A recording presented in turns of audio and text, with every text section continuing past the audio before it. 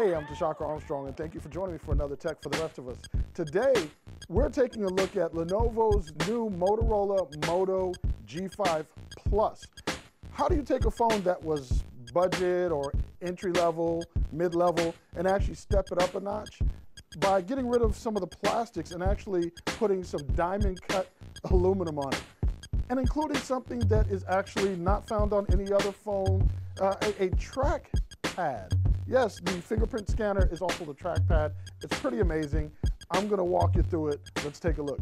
I'll cut to the quick. This G5 Plus is well worth the cost at only $229 for 32 gigabytes and $299 for the 64 gigabyte version.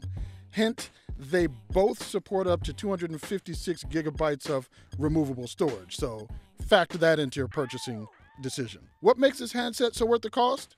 Let's dive into the features, fit, and finish. This is not the thinnest phone on the market, and that's okay.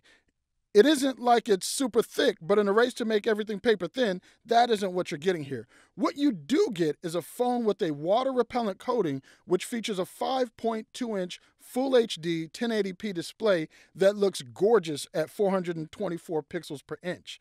The front of the phone is where you'll find the lone speaker, but it's front-facing, so that already makes it better than the speakers on many flagship phones. Also on the front of the phone, you'll find the Fingerprint Scanner / touchpad, as I'm calling it, the usual array of sensors, and a 5-megapixel wide-angle camera, which uses the display as a flash.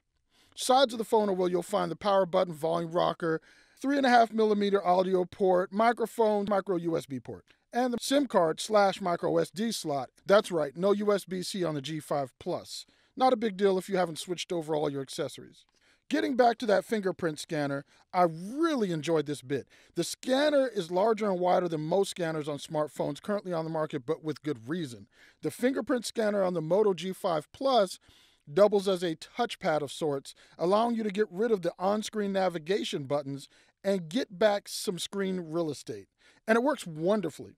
When you enable the feature in the settings menu, you can get rid of the on-screen navigation buttons. Instead, you'll now use that scanner for those actions by tapping it to go home, choosing whether you want to swipe left or right to either go back or switch apps. The scanner also allows you to tap and briefly hold to turn the screen off, or tap and long press to initiate Google Assistant. In a little over a week's worth of heavy use, the scanner had no misfires, freezes, or anomalies. It worked flawlessly, and I have to say that it is my favorite feature on this phone. The other piece of hardware on this phone, which is impressive, is battery life. While reviewing this phone, it was connected to a Samsung Gear S3 Frontier, and the battery life is actually worth talking about. The battery in the G5 Plus is only rated at 3,000 milliamp hours, but I was able to get approximately 37 hours out of the phone before it died. My day usually consists of heavy emailing, text messaging, at least an hour of phone calls, some heavy social media, and roughly 2 to 3 hours of music streaming.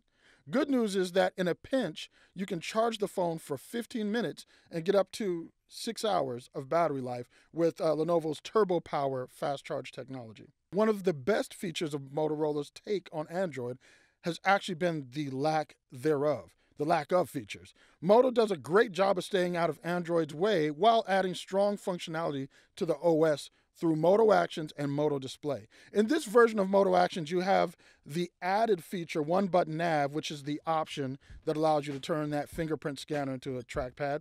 Other than that, it's the usual menu options like chop twice for flashlight, twist to quick launch the camera, and a few others. Then there's Moto Display, which, if you're unfamiliar, allows you to have notifications show up on the screen even when it's off. They fade in and out and don't really ding you on battery life. In addition to Moto Display and Actions, you also get a split screen option, which is actually one of the more intuitive uses of the feature. While you're in the recent apps mode, just press and hold one of the apps and slide it to the top of the screen, filling the top half of the display, then simply choose the app you want to share the screen with. This is a universally unlocked phone, which means it works on both GSM and CDMA carriers.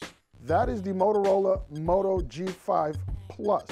It's a great buy, and you can get an even better deal if you check out Amazon, who does that whole ad on the lock screen thing, giving you about $50 off the total cost of the phone. Not a bad deal, especially if you're buying it for a kid. They can put up with the ads. You're paying for the phone. Deal with it. Hey, if you have any questions that I didn't answer in the video, leave them in the comments below, and I'll get to them. As always, thank you for watching.